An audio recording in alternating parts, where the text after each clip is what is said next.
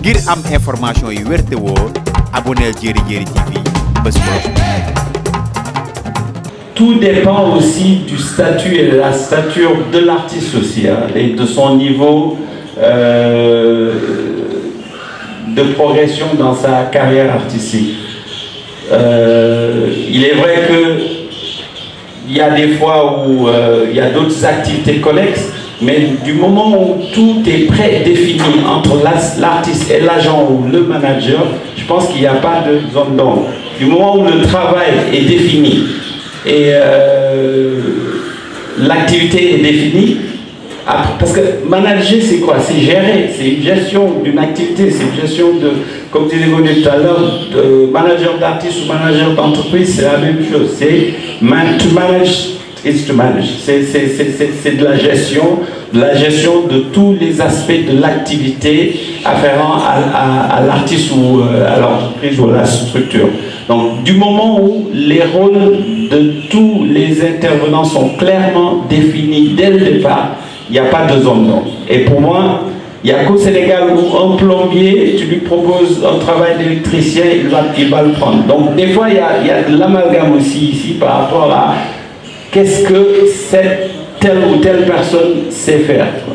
Mais si on s'en tient à ce qu'on sait faire, à ce qu'on fait le mieux, moi je trouve qu'il n'y a jamais de quiproquo. Pourvu que la confiance soit à la base de la relation dans les deux sens. Ouais. Après, maintenant, le frère a parlé de la gestion de l'image, c'était ça. Bon, la gestion de l'image, c'est vague. C'est vague. C'est très vague. Il faudrait être un peu plus précis par rapport à quel aspect de l'image de l'artiste et à quelle activité ça donne l'artiste. Moi, quand je prends mon cas, je veux dire, il y a l'artiste, il y a le père de famille, il y a le politicien, il y a l'homme d'affaires, il y a plein de casquettes. Et j'interviens pas dans toutes ces activités. Donc il faut être très conséquent par rapport à, quand vous parlez d'image, quel aspect de l'activité de l'artiste vous voulez parler. Si on s'en résume à l'aspect artistique, il y a des standards, et encore on revient sur l'offre et la demande. On revient sur quel artiste pour quel public. C'est le travail de base. Moi, je pense qu'une fois que vous avez, comme Gaudé disait, un chanteur de Khassaï dans une boîte de nuit, ça ne marche pas. Donc, il y a quoi quelque part. Voilà. Merci. Voilà. Donc, moi, ce que je voudrais juste rajouter, c'est pas le rôle que joue le manager vis-à-vis de l'artiste. Je pense que la relation que l'artiste a avec son manager, déjà, c'est une relation de collaboration. Et toute relation de collaboration doit être régie par un contrat. Et moi, je pense que sur le contenu du contrat, ça doit être clair que toutes les activités qui sont développées par l'artiste et managées par le manager doivent être normalement payées. Je pense que ça c'est très clair. Je pense que c'est un peu dommage qu'un manager ait négocié un contrat pour l'artiste et qu'arrivé au voyage, qu'on exclut le manager. Ça, c'est ça, pour moi, pour moi, pour le manager. Je pense qu'un manager doit avoir, comment dirais-je, une certaine façon de fonctionner pour que l'artiste le respecte. Je disais tout à l'heure que le manager ne doit pas être trop un fan de l'artiste. Parce que la plupart du temps, c'est comme ça que ça arrive. Si tu es trop fan de l'artiste se permet aussi des fois de faire des choses qui ne sont pas, je veux dire, qui sont un peu catholiques. Voilà, donc aujourd'hui, moi je pense que le rôle de manager, c'est d'abord de dessiner son territoire.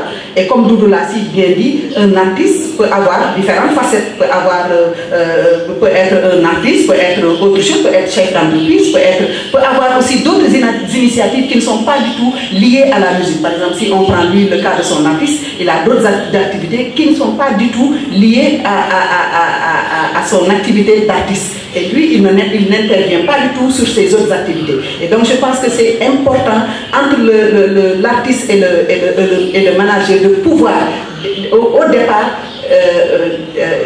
comment dirais-je, délimiter le territoire.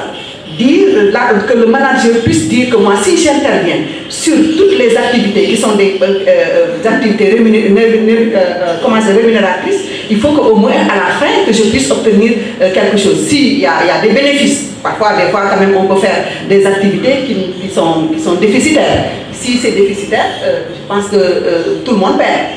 Et je pense qu'aujourd'hui, un manager doit avoir quand même comment dirais-je, ce cran de pouvoir vraiment se défendre en face de son artiste, de pouvoir aussi jouer le rôle de marketeur de l'artiste. C'est-à-dire aujourd'hui, par exemple, par rapport aux réseaux sociaux, il y a beaucoup d'artistes qui sont dans les réseaux sociaux mais qui les utilisent mal. Par exemple, si on prend le cas de la production musicale, pour les artistes qui s'autoproduisent, la plupart des artistes, quand ils s'autoproduisent, la première réflexe qu'ils ont, c'est que dès que la chanson est disponible, on le fait partager par WhatsApp, on le fait partager par Facebook. Et toutes ces choses-là font que l'artiste, à la fin, ne gagne absolument rien. Il gagne peut-être ce qu'on appelle le buzz. Ça va être écouté, dansé, mais en contrepartie, il ne va absolument rien recevoir. Donc, il y a, au niveau de la production, aujourd'hui, tout le monde sait que la production ne rapporte pas d'argent en termes de support. Mais les gens font de la production pour faire la promotion du spectacle vivant. Parce que, tout simplement, si ça marche, il y a les promoteurs qui sont là, qui vont pouvoir engager l'artiste pour qu'au moins que l'artiste puisse, comment dirais-je, en tirer profit. Donc il y a les choses d'à côté qu'on dit. Par exemple, l'artiste, si on prend le Sénégalais artiste, les chanteurs de mbalax là, qui ont leur guerre. Un chanteur de mbalax qui a son guerre, qui chante son guerre, il ne faut pas compter que mon guerre est affaire, ça monte. Donc ça c'est très normal. Par exemple, nous, ça nous arrive, hein, on peut organiser des spectacles, hein, par exemple au Grand Théâtre avec nos artistes. Voilà, l'artiste est là, toute la soirée, salle de fête d'elle, tu as des charges parce que tu as payé les salles, les répétitions, les musiciens, voilà, la SODAV, la perception, il y a tellement de charges, mais l'artiste est là. Mais toute la soirée, il est en train de chanter ses gueules. Mais après je te dis que finalement, qu'est-ce qui se passe? L'artiste prend cet argent-là. Bon, il y en a qui sont ils peuvent le partager avec le musicien, avec peut-être le producteur du spectacle. Mais la plupart, ils le prennent parce qu'ils se disent que c'est leur dû, c'est le battle. Donc moi, je pense que peut-être, des fois, c'est important de souligner aussi qu'il y a des artistes, des fois on a la chance de tomber sur des artistes qui sont merveilleux. Des artistes qui vraiment respectent les gens, les collaborateurs avec lesquels ils travaillent. Parce que quand ça fonctionne, vous êtes des amis. Quand ça ne fonctionne plus, les problèmes commencent. Donc je pense qu'il faut aussi bien choisir son artiste et choisir aussi des artistes qui marchent. Parce qu'on ne peut pas faire que tu dis que tu vas le manager. Mais tu ne vas rien récupérer. Mon dinosaure, en tant qu'artiste, il y a un dinosaure. Parce que nous ne donc aussi, c'est ça la vérité. Il faut aussi que les gens sachent qu'on est dans un métier. Quand on est passionné par quelque chose, c'est bien d'être passionné par quelque chose, mais c'est bien aussi d'être aussi passionné par le gain. Parce qu'on ne peut pas continuer à travailler sans pour autant recevoir quelque chose. Ce n'est pas possible. Donc il faut aussi chercher économiquement. Aujourd'hui, on est dans un milieu, dans un monde où les réseaux sociaux aussi c'est une source aussi comment dirais-je, de revenus. C'est une source de revenus. Il y a beaucoup de structures ou bien de personnes qui vivent des revenus de YouTube, qui vivent des revenus d'autres plateformes de téléchargement, du streaming. Il y a beaucoup de gens qui ne vivent que de ça. Et d'ailleurs, heureusement que ça existait, sinon on allait parler d'autre chose, parce que comme ça ne fonctionne pas avec les supports analogiques comme les CD et les cassettes, ça n'existe pratiquement presque plus. Maintenant, il faut savoir comment utiliser les réseaux sociaux. Les réseaux sociaux, on les utilise pour amener du buzz. Ok? Utilise-les, mais tu ne vas pas en contrepartie. Tu ne vas pas avoir de droit d'auteur. Tu ne vas pas avoir de gain en retour. Mais si tu l'utilises intelligemment en disant que moi, j'ai un produit qui sort, avant que peut-être que ce produit-là ne sorte sur WhatsApp, qu'on le partage, comment je peux faire pour rentabiliser mon produit? JP en parlait tout à l'heure, il y a d'autres sources de distribution qui existent. Peut-être que même si en Afrique ça ne rapporte pas gros, ça peut au moins rapporter quelque chose qui puisse faire vivre au moins la personne. Voilà. Sur la relation artiste-manager, il y a deux notions importantes qui sont la confiance, ça a été déjà évoqué, c'est la base, et la crédibilité du manager. Et cette crédibilité, elle s'acquiert de deux manières. Les résultats ou les compétences. C'est les deux manières en fait d'être crédible vis-à-vis de son artiste. Et c'est quand on a ça, c'est à partir de là qu'on peut commencer à travailler. Donc Doudou, justement, si je pense que Youssou t'a contacté, c'est parce qu'il savait que tu étais compétent, tu vois, que tu étais crédible, tu vois. Et à partir du moment où il y a ce respect-là, c'est ça qui évite le deuxième problème, qui est les artistes qui ont plein de managers.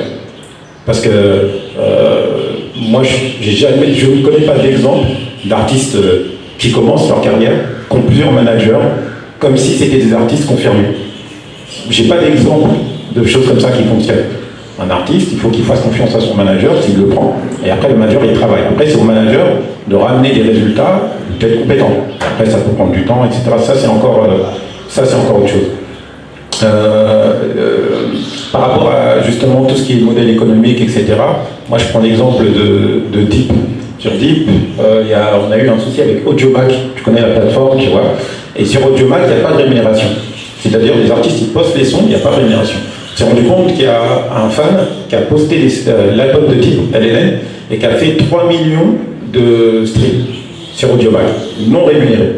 Ben, nous, on a fait des démarches auprès d'Audiomack. Audiomack, ils sont dans une optique là, de rémunération. On a pu récupérer le compte, revendiquer le compte et récupérer la rémunération liée à ces 3 millions. Et aujourd'hui, c'est comptabilisé dans l'ensemble de ces streams. Aujourd'hui, avec ce projet LNN, il a fait, je crois, entre 3 ou 5 fois plus de chiffre d'affaires que ce qu'il a généré sur 5 ans sur les plateformes sur lesquelles il était auparavant.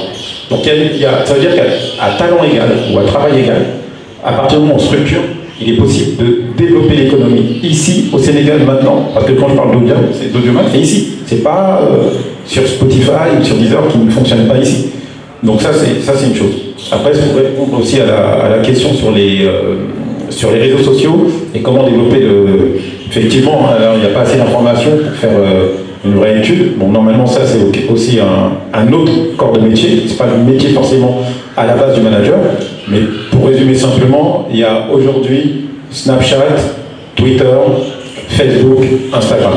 Instagram, c'est de la photo, c'est de l'image. C'est comment maintenant on travaille l'image de l'artiste, notamment en termes de stylisme, d'environnement et comment on fait rêver à travers l'image. Snapchat, c'est un public jeune, donc c'est comment on arrive à créer de l'interaction, envoyer des choses un peu drôles, un peu marrantes, etc. rapide. Voilà, on a TikTok, donc ça, pour tout ce qui est challenge, c'est très bien. C'est-à-dire pour tous les artistes qui ont des refrains assez catchy, etc., ça permet de mettre en avant la danse et le refrain et le côté catchy. Donc ça peut être une stratégie. Et enfin, il y a Twitter. Moi, je remarque que Twitter, ça marche très très bien ici au Sénégal. Parce que j'ai beaucoup de retours, en fait, de Sénégalais sur Twitter plus que sur Instagram.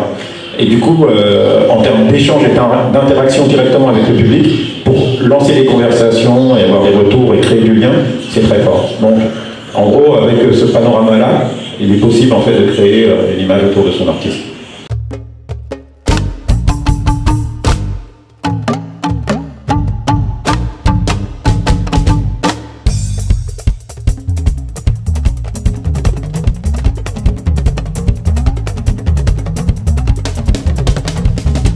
ngir am information yu wér te wóor abonneel Jeri Jeri TV bés